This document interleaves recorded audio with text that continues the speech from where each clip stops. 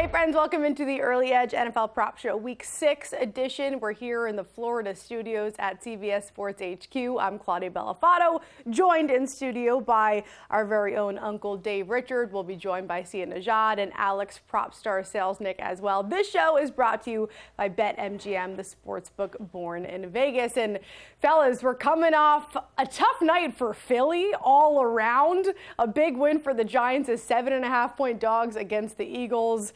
Sorry, Alex, I know you're a Philly guy. Your baseball team also with a massive blunder and a drop to the Dodgers. I'll come to you first. How you feeling this morning?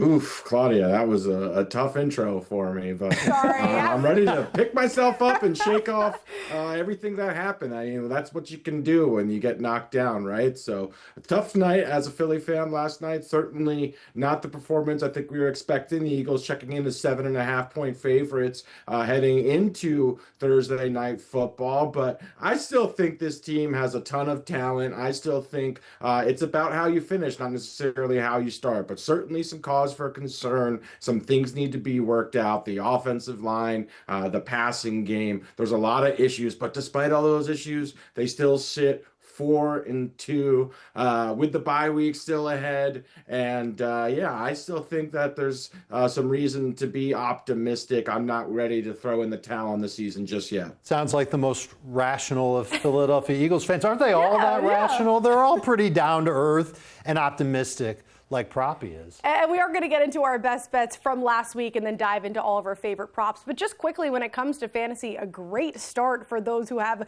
Jackson Dart, of course, through the air, but on the ground, almost 60 rushing, a touchdown. And then how about Cam Scadaboo? 3 touchdowns for the guy, 2 yards short of 100. So I don't know how many people are going to be excited to start Jackson Dart in fantasy, but he's going to be a good bye week replacement quarterback as we move along. Obviously, in Superflex 2 QB leagues, must-start type of fantasy quarterback because you're starting 2 of those. But Cam Scadaboo, even in losses this year, even in games where the game script isn't great for him, he's putting up double-digit PPR points. He isn't bad whatsoever.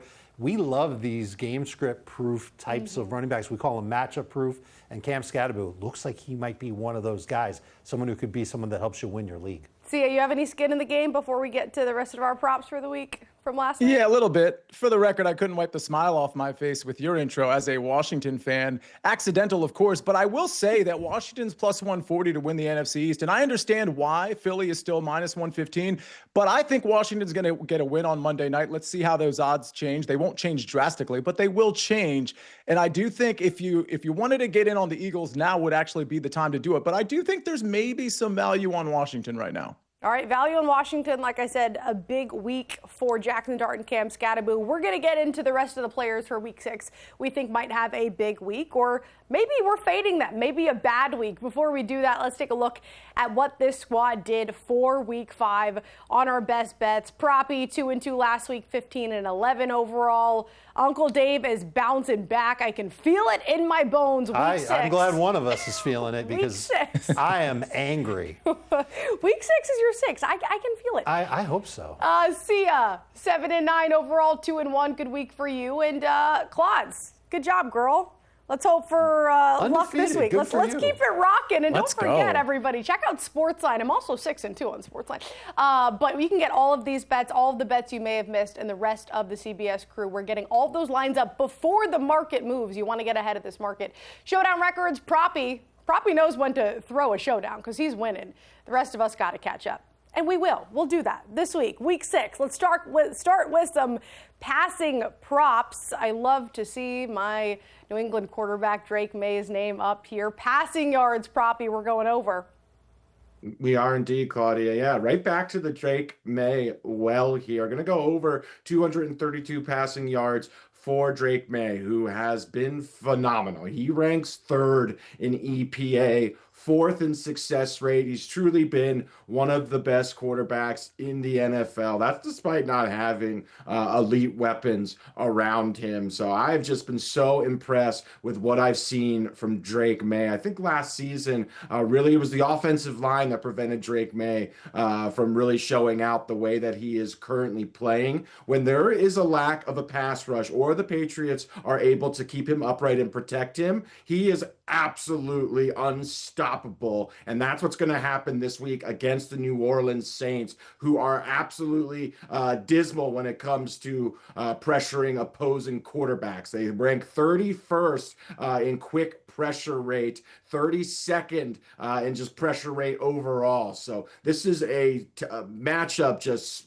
tailor-made for Drake May. I think he's going to have a special performance here. I think he's going to be able to move the ball at will against this Saints defense. So I love me some Drake May. We're going to go over 232.5 passing yards. And the Patriots getting the respect they deserve on the road, laying 3 and that hook at New Orleans.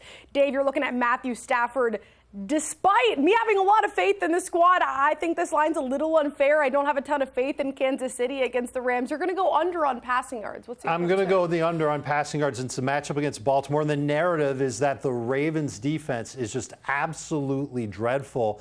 And it's partially true, but they took steps this week to improve their secondary. They acquired safety Alohi Gilman. They added C.J. Gardner-Johnson. Multiple members of the secondary are expected back. And we've seen Stafford last couple of weeks, 40-plus pass attempts. He's never done that in 3 straight games with the Rams. Something tells me that Stafford won't have to throw much in this game. It could be the weather.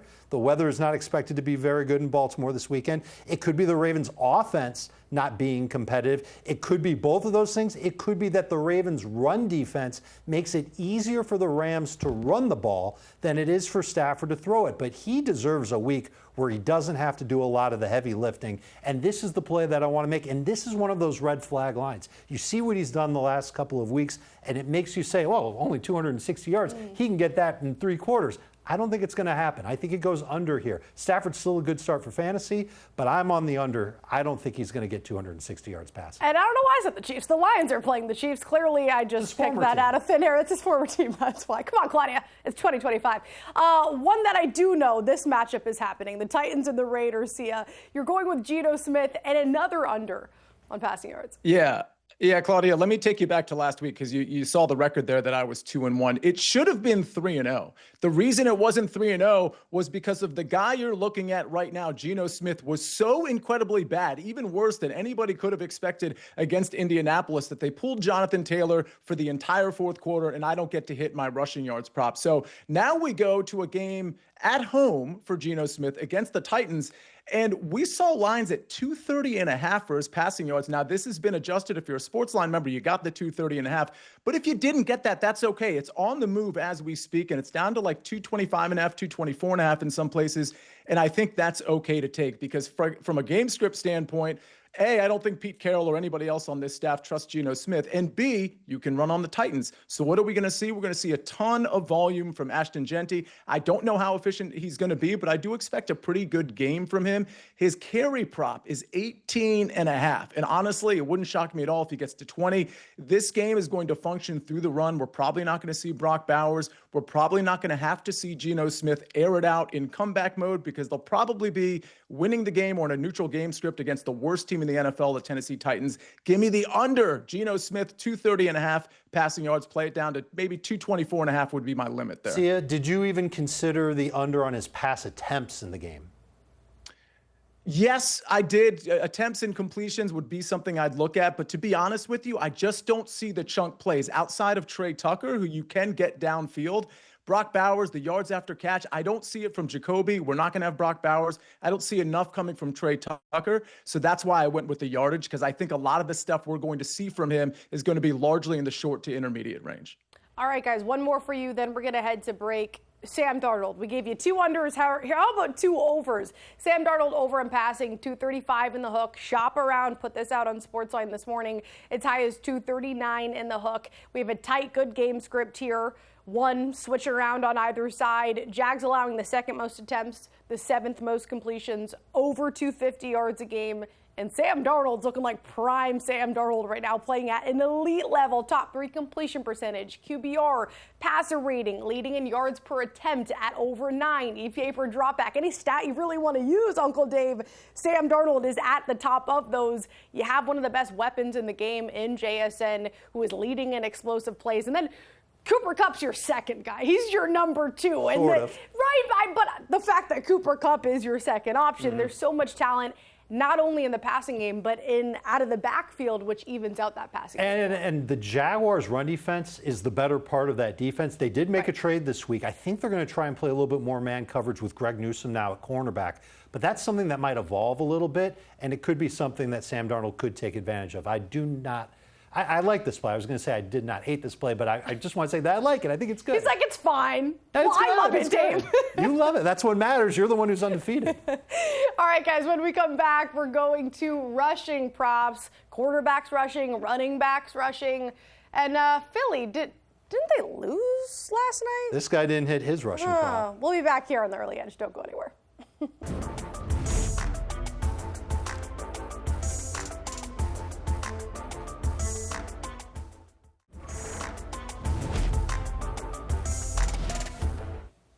Hey friends, we're back here on the early edge with Sia, Dave, Alex, and Claudia, running through our favorite props for week 6. Moving on to rushing props. Interesting little tidbit I found from our research team. We've seen 50-plus yard rush plays nearly doubled from last season. Now that could be a testament to the importance of running backs and the skill of running backs, or weak defenses, or maybe a mix of both. Let's get into the rushing props for this week. Sia, I'll come to you first. The second of this Monday night doubleheader. We've got Bears Commanders. Bill Krosky-Merritt, a guy you're looking at, a guy I'm looking at. We're on the same prop, over 63 in the hook rush yards. I love that you're on this too. By the way, we've got the 2 Monday night games. If we get enough time in the overtime segment, which will be in a couple blocks here, I have a lean in the other game. But give me Bill. Give me Ja'Cory Krosky-Merritt over 63.5 rushing yards. I don't really know what's not to love here. I think the finicky part about this number is that the odds makers may not be 100% sure that Ja'Cory Krosky-Merritt is going to get the lion's share of the carries, or at least 12, 13, 14 carries. But I think that's a foregone conclusion at this point, especially with Chris Rodriguez having a calf injury. We're not sure if he's going to play. Jeremy McNichols, of course, is on this team, but the way Krosky-Merritt has played when he's been able to run the ball has been so incredibly good. The chunk plays that he get, I like his longest rush, but certainly the 63.5 is more in play for me here. The chunk plays he got last week against the Chargers, I mean, multiple explosive plays, 10, 13, 15, 20 yards.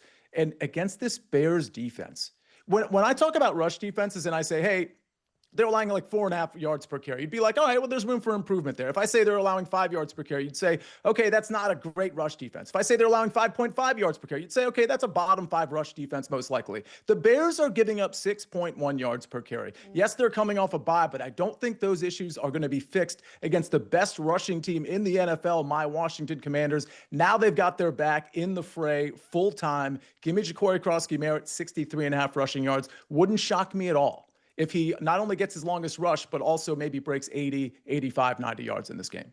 Yeah, not only how many yards they're allowing, but averaging, he is 6.6. And you talked about the carries. It wasn't up this morning. It's up now at 13 in the hook. Every time he's had double-digit carries, he's gone over 80 yards. And all we need here is 64. He's coming off a 100-yard game. He's been huge for them in the end zone. I'm all over this play, not only because of the player, but because of the matchup. All right, let's talk some Danny Dimes now. We're going to go under on the longest rush, Uncle Dave. Very specific market here against the Cardinals. Tell us why. Because it's 9.5 yards, and it's way too high. I don't think Daniel Jones will get it. He didn't get it in each of his last 2 games, and he's clearly not running as much as he did to start the year. 2 rushes of 7+ yards this year. And so the question that I had when I did research for this prop was, will he be pressured into running? The answer is no. The Cardinals do not put a lot of pressure on opposing quarterbacks. I'm not sure the Cardinals will be competitive in the game. I'm not sure that the Arizona Cardinals will be able to slow down Jonathan Taylor. And if that's happening, then what work will Daniel Jones do with his legs? He'll do it with his arms. And so it just begs the question, why would this number be so high? And the answer is, I think they're just protecting themselves in case Daniel Jones does break off a run. Like I said, he's had 2 this year, but he's had 19 carries overall this year. 8 were scrambles, Claudia. 11 were designed runs.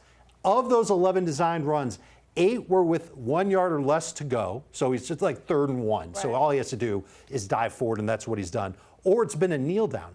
So he really doesn't run nearly as much as he's been given credit for. And like I said, he ran a lot more to begin the year. I don't think he needs to run or scramble much in this game. This is to basically suggest that Daniel Jones will not run much, just like he hasn't done in the last 2 weeks. under 9.5 yards is his longest rush against the Cardinals. And maybe he'll keep up those stats that are among the best with quarterbacks. Just use your arm. That's all you need, Danny Dimes. Proppy, let's go back to the Seahawks-Jags game because, A, you told me in the break that you want to glaze Sam Darnold, so I'm going to let you do that. B, you're on Travis Etienne on the other side, under 61.5 rush yards. Why is that? Yeah, you had mentioned at the top of the segment, Claudia, that there have been a lot of 50-plus yard rushes this season, and this guy's responsible for at least 2 of them, and that's Travis Etienne, who's one of my favorite negative regression candidates. First off, these big runs are simply not sustainable long-term. He has run very hot. And what I mean by that, if you look at the breakaway yards, which basically is a metric to measure his explosive plays, he's had plenty. I believe he's actually first in the NFL in breakaway yards. But if we look at the success rate, it's quite low, which indicates that he is a major regression candidate. Then you pair that with the fact that he's facing Seattle, who has one of the best run defenses in the NFL. They rank 3rd in EPA allowed per rush, 5th in defensive success rate. So very difficult matchup as well. I would also offer that Seattle's a significant pass funnel as well. So I don't think Etienne's likely going to get there from an attempt standpoint either. I think he's going to get bottled up at the line of scrimmage quite a bit. I think this Seattle defense is very disciplined. I don't think he's going to break off one of those signature runs that he's had early on in the season. Love fading Travis Etienne under 61.5 rushing yards here. Okay, so you're going under there, but like I said in the break, you wanted to give me more on Sam Darnold, make me feel better about going over on his passing yards. Absolutely. When I was praising and giving Drake May his flowers, I mentioned 3rd in EPA per dropback. The only 2 quarterbacks in front of him are Sam Darnold and the aforementioned Daniel Jones. We were going into the start of this season thinking that, almost 40% or 35% way through the season that these 3 quarterbacks would be as efficient as any quarterbacks in the NFL. I would have told you you're crazy, but that's the NFL right now, and it's been quite the wild ride so far. So kudos to these guys for playing great football and resurrecting their careers. Amen. See, I want to ask you quickly. This is a very short line here. We've seen it move a bit through that 0. Jags obviously coming off that big win over the Chiefs. Should we be buying into this Jags team right now, or do you lean the Seahawks in this matchup? Well, I've been a fader of the Jags this year. I haven't bet against them necessarily, but I'm certainly surprised by their start. I think this line is a pretty, Dave likes to talk about trap lines a lot. I think coming off that Kansas City win, I think the public is definitely going to be on Jacksonville at a short number at home. If anything, I would be on Seattle here, but to be honest with you, this one's probably a stay away for me. But when Proppy talks about negative regression candidates with respect to ETN, I think Jacksonville is a big regression candidate. I just don't want to take that shot this particular week. Maybe wait for them to go on the road against a team that's looked upon as maybe a middling team. It's that team that's going to take care of Jacksonville. I don't want to take them here. We've seen the Seahawks as road warriors, not just this year, but last year as well. It's something that Mike Macdonald has done as the new head coach, relatively new. He started last year. But Seattle's played better on the road than they have at home. They have an advantage when they're at home because it gets so loud at Lumen Field. The other thing I wanted to point out, and Sia, you talked about this earlier in the show, that yards per carry average. That's an interest. It's like a starting point for determining whether or not a defense is good against the run or bad against the run. And you mentioned that the Bears, 6.1 yards per carry. Okay, they look like they're bad against the run. Seattle is allowing 3.2 yards per carry to running backs this year. 4 runs allowed on the 5 games, 4 runs for 10 or more yards this season. It could be a day of tough sledding for Travis Etienne. I actually don't like either running back in this game. Etienne, Kenneth Walker, his number is like 50.5 rushing yards. Kind of like the under on both of those guys. Proppy, as we know, you went under on Travis Etienne. Any other thoughts in the running back room in general on both sides, or maybe Trevor Lawrence? We talked a lot about Sam Darnold. What about the quarterback quick on the other side?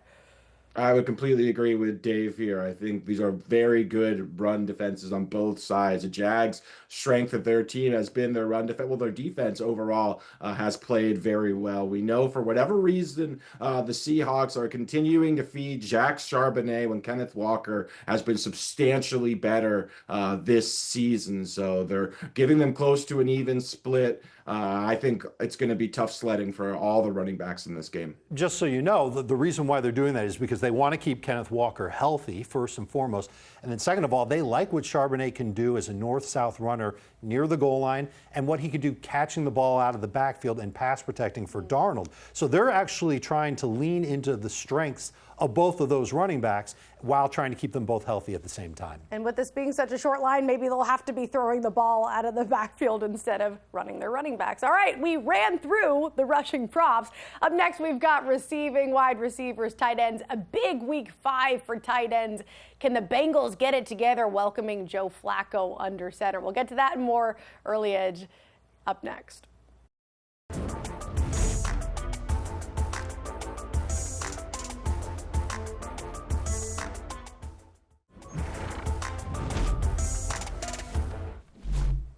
Back here on the Early Edge with Sia, Alex, Dave, and Claudia, breaking down our favorite Week 6 props. And now we're talking receivers, tight ends, wide receivers. A big Week 5 for tight ends. 18 total touchdowns from tight ends.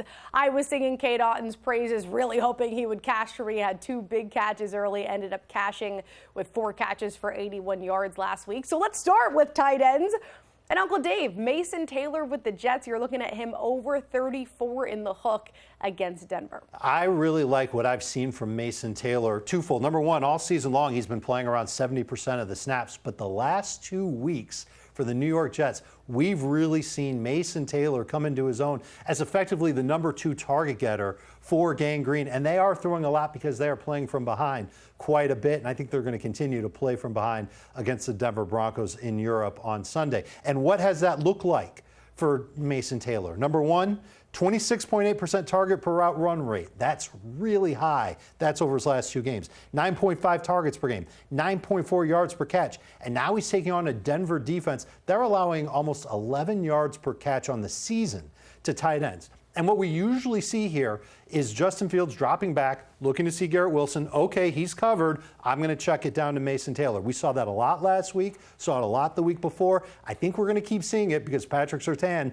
is going to be attached to Garrett Wilson's hip in this game. And you're going to see Mason Taylor, come through with a good amount of targets, catches, and yards. 35 yards is not asking for much from the rookie. He'll go over. From a rookie tight end to a once retired, unretired tight end in Darren Waller. And we're going under Proppy in this game against the Chargers. Tell us why. Yeah, we're going to go under on Darren Waller's receiving yards. Currently 38.5. I got this out on SportsLine a couple of days ago at 40.5 when this line originally opened. This is just a really natural spot, in my opinion, to fade Darren Waller. Coming off of a big performance, turned 5 targets into 5 receptions for 81 yards in the Dolphins' last game. But I don't think that production is sustainable from Darren Waller. I also think this Miami offense, we know, has Jalen Waddle, Devon Achane. Tua's really locking on to his primary read right now. So I think it's going to be a much more difficult matchup against a Chargers defense that ranks 8th in EPA allowed per dropback, 2nd in success rate. They've also given up just 145 yards to opposing tight ends. That's the 2nd lowest on a per game basis in the NFL this season. So a much stingier matchup this week for Darren Waller, who's already nicked up as well. He's on a pitch count. I don't envision him playing a full complement of snaps either. And I think this number is a bit inflated. So I think this is a great spot to fade Waller. Speaking of injuries, I'm looking at this Cardinals depth chart. There's a lot of questionables, lots of outs. The good news is Kyler Murray returning to practice today. That is good news for Marvin Harrison Jr. You're going over on receiving yards in this game against Indy. Yeah, and Claudia, I'm not even 100% sure that is good news for Marvin Harrison, because I think Jacoby Brissett can pepper Marvin Harrison, maybe even in a better way. But regardless, whether it's Kyler or Jacoby Brissett, I think this Marvin Harrison line is just a little too low. We've been talking about game scripts this whole show. We always talk about it. And yes, we are looking at a likely, very likely negative game script for the Arizona Cardinals going into Indianapolis. This line is only 48.5 receiving yards. Now, you look at Marvin Harrison's targets. He had one game against Seattle where that was a negative game script for a majority of that game, where he actually got 10 targets. The other games, it's either been 5 or 6 targets. I think what we can take from that is, in a negative game script, the number one receiver, outside of course, tight end Trey McBride, Marvin Harrison, is going to be peppered in negative game scripts. And we've seen his efficiency at least improve a little bit. Last week, they really targeted him early in the game, and then they sort of faded when they had that huge lead that they ended up giving up. But I think Marvin Harrison is in line for 9 or 10 targets in this one. Again, the efficiency has been better. What I love about him as well, in terms of getting this over, he's got a 40% air yard share on this team. So he's going to get the fields, the looks down the field. He'll probably get some short area stuff as well. 48.5 is just way too low. I'm going to take advantage of it. And we just saw that graphic there. In 22 games, he's out-dueling his father when it comes to yards and yards per catch. Dave and Proppy, I know you guys have 2 more. I want to get to David Njoku quick. I gave this out on our earlier show this week on Wednesday. I think this number is just right at 32 in the hook, not only because he is a rookie quarterback's best friend, as all tight ends are. It's Dylan Gabriel's second start. But we saw this happen. He had the highest target rate of the season with 9 last week, caught 6 for 67, his first touchdown of the season. He really almost had more catches than anyone else had targets. So the connection is clearly there, and more importantly, the matchup is ideal. The Steelers have been very soft against the tight end position, allowing over 5 catches a game. We saw TJ Hawk with 4 catches. Hunter Henry went 8 for 90 and 2 touchdowns. So I considered the catches, but I think the yards makes a little bit more sense at 32 in the hook. Any thoughts, Dave, before we go to your second play? I'm nervous about that one, to be completely honest with you. I do think you picked the right one. I would rather take the yardage than the catch. We don't know for sure that this connection between Gabriel and Njoku is going to be a long-term thing. We hope so, certainly in fantasy football. We absolutely hope it happens. But we could still see Njoku. Njoku is capable of catching a 35-yard pass on one play. Right. Giving him 2-3 plays to do that, I think that can happen too. So I'm lukewarm to it. I wouldn't say that it's my favorite play. Don't want a showdown. I'm not going against the undefeated queen of the show. Yeah. But I do think that you're at least on the right side of it. I'd be more nervous about the catches than I would be the yardage. Okay, so lukewarm there, but you're hot on Keenan Allen. That's your second prop Big here, time. over 52 in the hook against Yeah, the Dolphins. this is one of my favorite plays of the week. 52.5 yards isn't asking much for Keenan Allen. He's been over that in 4 or 5 games. And we know that the Chargers are down to nubs at running back because I jinxed Omarion Hampton last week taking the over, and now he's on injured reserve. I don't think the Chargers are going to be able to run the ball, even though they're taking on the Miami Dolphins. I think this is a game where Justin Herbert is going to have to do a lot with his arm, and when he does, he's looking for short throws. I think this is an extension of the run game, going to Keenan Allen on short passes, and that's what Allen's done for the majority of the season. He already has targets of Keenan Allen. The target per route run rate is 28%. That's 10 percentage points higher, by the way, than Ladd McConkey. And last week, when Omarion Hampton got hurt, that number went up to 36%. That means that 36% of the time that Keenan Allen ran a route, he got a target. So getting a lot of targets, getting a lot of catches, the yardage will come. I think we're going to see that from the Chargers. A lot of passing for Justin Herbert and a lot of yards this week for Keenan Allen, over 52.5 receiving yards. Yeah, and the Chargers needing a big win here after back-to-back disappointing losses. So I like that prop. Proppy. Let's talk about your last prop here. We're going back to this game, Seattle Jags. We clearly like this one. You're looking at Brian Thomas Jr. Yeah, I identify Travis Etienne as a negative regression candidate. Brian Thomas Jr., his teammate, is my favorite positive regression candidate, probably in the entire NFL right now. I got this out at 56.5 to our subscribers. This is as high as 61.5 on some books. It has not been the start of the season that a lot of people envisioned for Brian Thomas Jr. after the brilliant rookie year, but there's still a lot to be encouraged by. The first read target rate is still elite. The route participation is also elite. So he is certainly the engine of that passing attack. Also, if we look at some of the advanced metrics like his open score, it's very high. He is getting open. It's just really been Trevor Lawrence not really connecting with him and delivering in the football. But I think that's going to improve, and I like this matchup against Seattle. First and foremost, Seattle I talked about this earlier. They are a significant pass funnel. That's twofold. One, because they have a very strong run defense, and the other because their secondary is decimated. They have a lot of injuries in that secondary. Witherspoon, Reek Woolen, Julian Love, all highly questionable. So this is a matchup I really think that Brian Thomas Jr. has massive upside and ceiling in. I personally bet his alt lines, which I found him around plus 450 to go over the century mark in this game. I think he has his best game of the season, and I think he goes over 100 yards. Calling my shot right now. This is a multi-unit play for me. Love his chances of going over 58.5 yards in the process. Okay, I'm amped up, ready to run through a wall with Brian Thomas Jr. And I was told when I lived out in Vegas, I worked with traders, one big thing I was told, be careful of your exposure. Too many plays in the same game script. So all of you watching out there, we have a lot of plays in this game. Just go with whatever we convinced you the most on. And for me, Brian Thomas Jr. Don't go anywhere. When we come back, we're heading into overtime here on the early edge. Any props we may have missed, maybe your little peek at the futures market. We'll see. Don't go anywhere.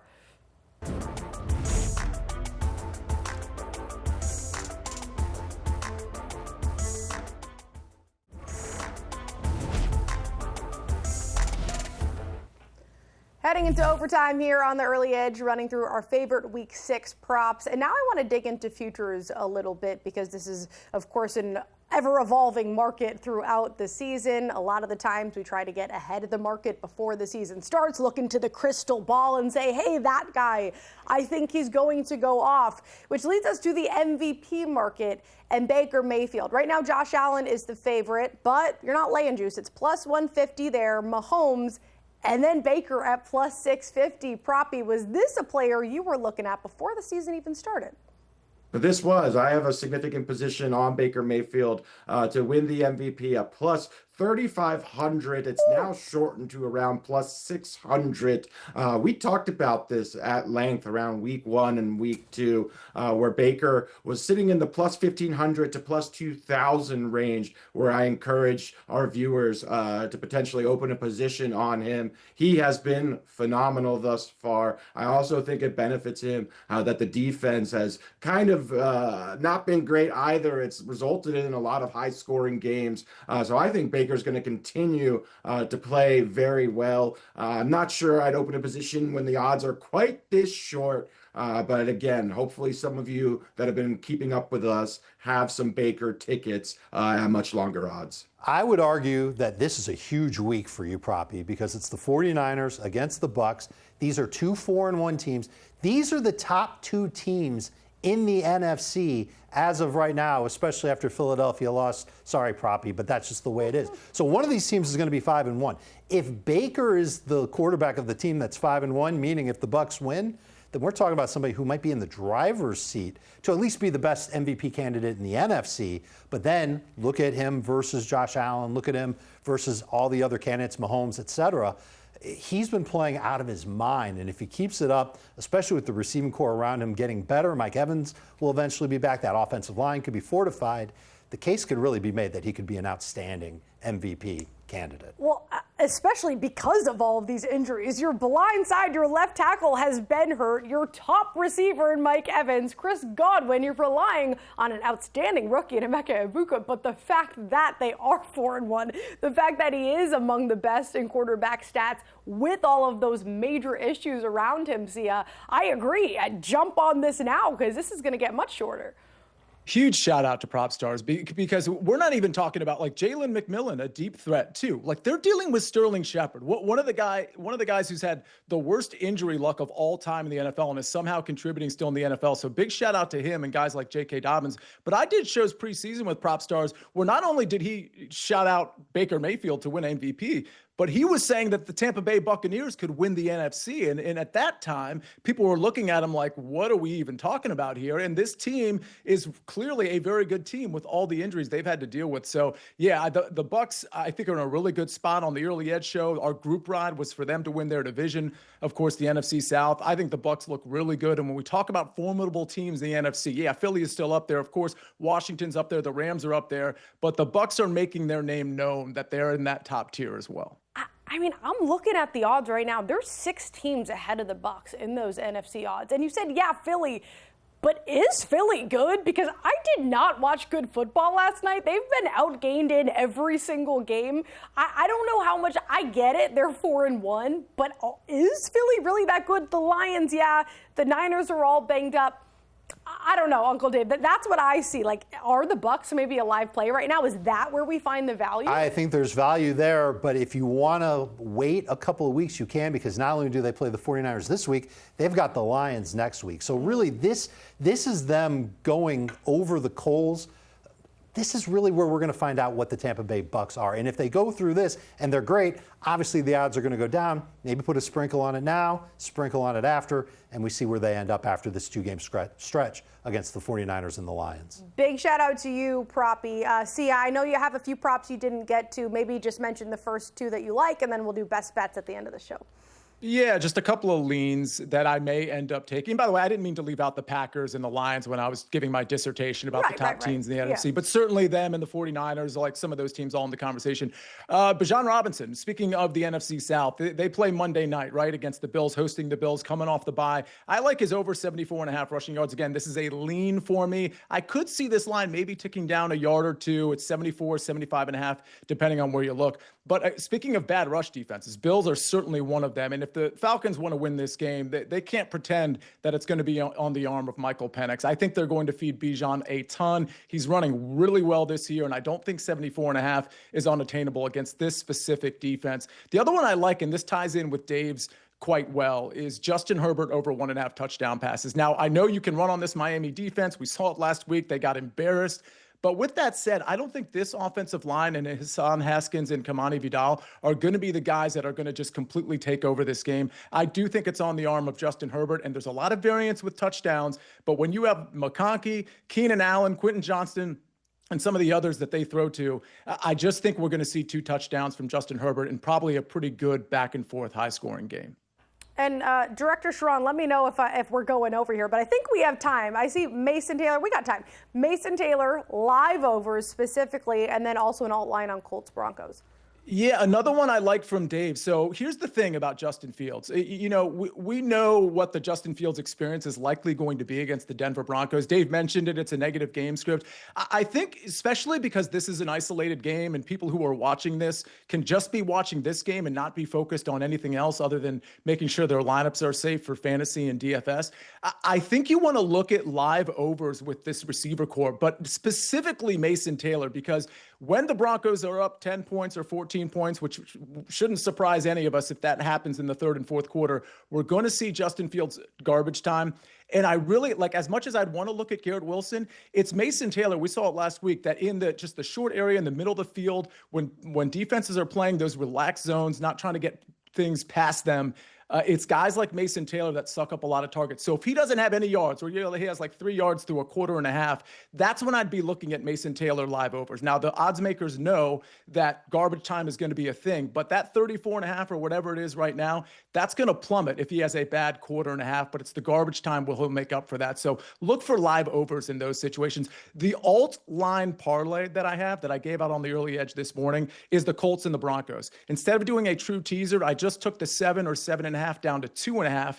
With the Colts and with the Broncos, I expect both of those teams to sail, but I'm getting it under the key number of 3. That alt line parlay, again, -2.5 for each of the Colts and the Broncos, is -127.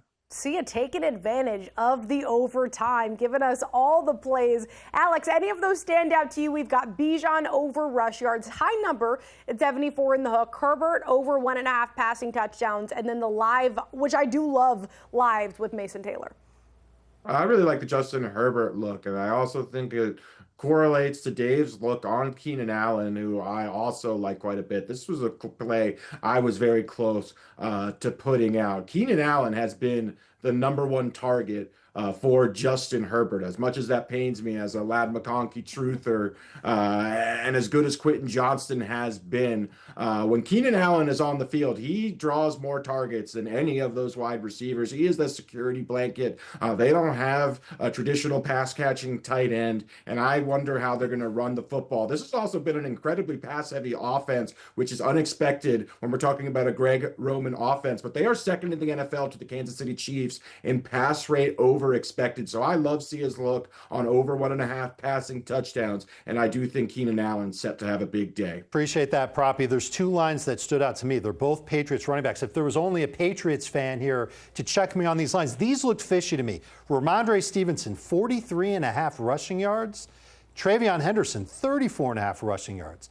Do they want me to take the under on those? Because those guys have not put up huge yardage numbers. In fact, I don't think Henderson has even been over that number in any week this season. Red flag lines to me, Claudia. You can let me know if you agree. Definitely, and I could see them getting a decent lead on this then those are squad. overs. Yeah, 100%. And I know Vrabel has said he doesn't want to punish Ramondre Stevenson. I think he should, especially if he drops the ball again. And then I really like those Henderson plays, but I think they should have been giving this ball to Henderson way earlier in the season. So I would go over on him for sure. I'm a little worried about Ramondre just because I don't know if I can really trust him at this point. But hey, if they both cash the over, Patriots get another win. Watch out, AFC. We're coming. Don't go anywhere here in the early edge. We wrap things up with our best bets, little recap, and then we send you off onto your weekend. Don't go anywhere.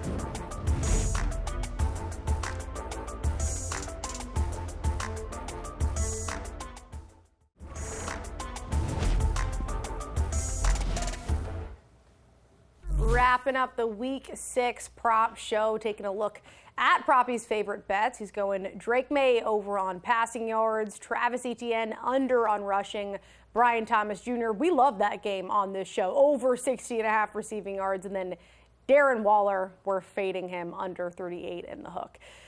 And we got Dave going, he's going under on Matthew Stafford, Keenan Allen over, Mason Taylor over, and Daniel Jones under. Very specific market on the longest rush. And Sia, what do you got? He gave us a ton of props today. His favorite props, though, Geno Smith under on passing yards, Bill Krosky Merritt, also one of mine, over 63 in the hook, and then Marvin Harrison Jr. over.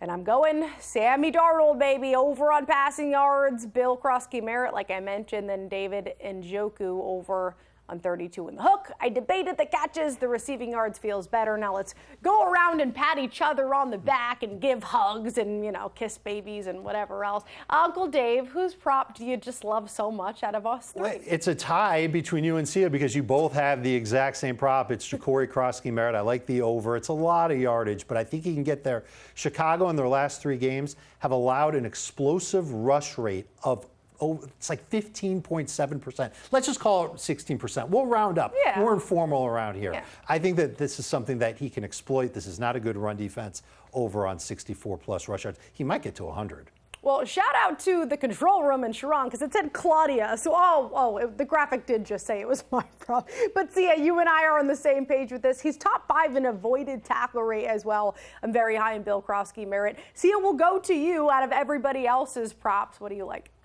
Yeah, also rush yards after contact. Listen, I got to go. Claudia, you were 3-0 last week. I got to go with one of yours. It's Ja'Cory Krosky Merritt. No, just kidding. I'll go Matthew Stafford under 259.5 passing yards. I think that's a sharp play. I see where you were going with that, Proppy. I love that one as well. I love the Keenan Allen. I love Sia's Marvin Harrison. So I'm going to be a little diplomatic and pick one from each. So I'll go Keenan Allen and Matthew Stafford and a little Marvin Harrison sprinkled in. I think those are all 3 excellent looks. I'm going to personally bet each one of those. Proppy, are you also in on the Krosky Merritt over? I lead over in the Krosky Merritt over. I still have some questions about how the backfield usage shapes up. Burnt on Krosky Merritt before. Not saying that's going to deter me from playing him now, but Sia has a little closer kind of pulse on the Commanders. So I defer to him here. We have a family bet that we can all make together. Let's go, squad. Let's go together, And Drake May, I'm loving him. I'm also seeing now, too, the Saints defense all kind of banged up in the secondary, in the front as well. So Drake May over on passing. This was fun, guys. Good luck in Week 6. Thanks for hanging out with us. For Sia, for Proppy, for Uncle Dave, I'm Claudia. Don't forget, catch the Early Edge Monday through Friday, 10 a.m. And as we always like to say, we leave you with a great weekend. Let's hit it big!